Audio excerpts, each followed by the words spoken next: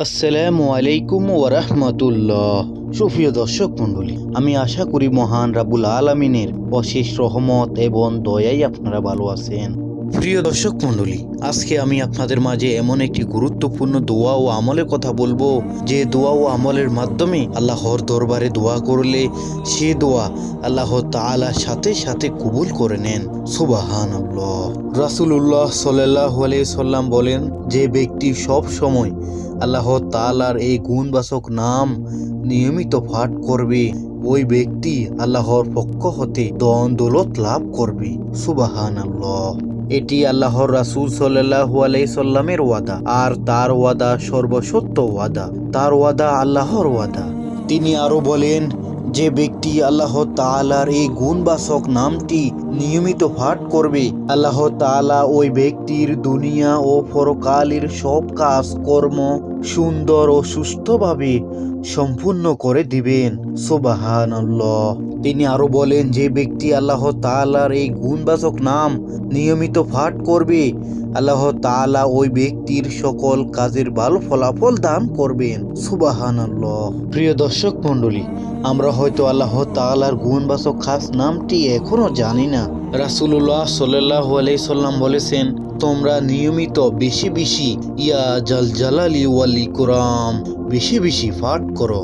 ইয়া জাল জালালি ওয়াল ইকরাম এটি মূলত আল্লাহ তাআলার ৯৯টি নামের একটি খাস নাম। প্রিয় দর্শক মণ্ডলী, রাসূল সাল্লাল্লাহু আলাইহি সাল্লাম বলেছেন, তোমরা বেশি বেশি ইয়া জাল জালালি ওয়াল ইকরাম পাঠ করো, কারণ এই নামের মাধ্যমে আল্লাহ তাআলার কাছে দোয়া করলে সেই দোয়া আল্লাহ তাআলা সাথে সাথে দোয়া কবুল করেন, বান্দাকে ধন দৌলত সব কিছু দান করেন, বান্দার দুনিয়া ও আখিরাতে সকল কাজ কাম সহজ করে দেন। সুবহানাল্লাহ। প্রিয় দর্শক, ইয়া জাল জালালি ওয়াল ইকরাম আল্লাহ পাকের এই খাস নামের অর্থ হচ্ছে সমস্ত সৃষ্টি জগতের অধিপতি, যিনি সৃষ্টি কুল থেকে ভয় পাওয়ার হকদার ও একমাত্র প্রশংসার যোগ্যতা, মহত্ব, বড়ত্ব এবং দয়া ও ইহসানের অধিকারী। আল্লাহু আকবার। সমস্ত জগতের অধিপতি আল্লাহ রাব্বুল আলামিনের এই আধিপত্য স্বীকৃতিটা আমরা দিব এই নামের জিকিরের মাধ্যমে। ইয়া জাল জালালি ওয়াল ইকরাম।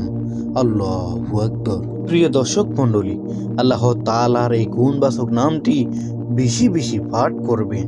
ইনশাআল্লাহ আল্লাহ তাআলা আপনার মনের সকল নেক আশাগুলো পূরণ করে দিবেন। আপনার জীবনের সকল সুন্দর কাজগুলো সুস্থভাবে আল্লাহ তাআলা সফল করে দিবেন। দুনিয়া ও আখিরাতে সফল কর্ম করে দিবেন। এটি মূলত আল্লাহ তাআলার ৯৯টি নামের একটি। এই নাম বেশি বেশি পড়তে বলার রহস্য ফুটে উঠে এর নামের অর্থের দিকে গভীরভাবে খেয়াল করলে।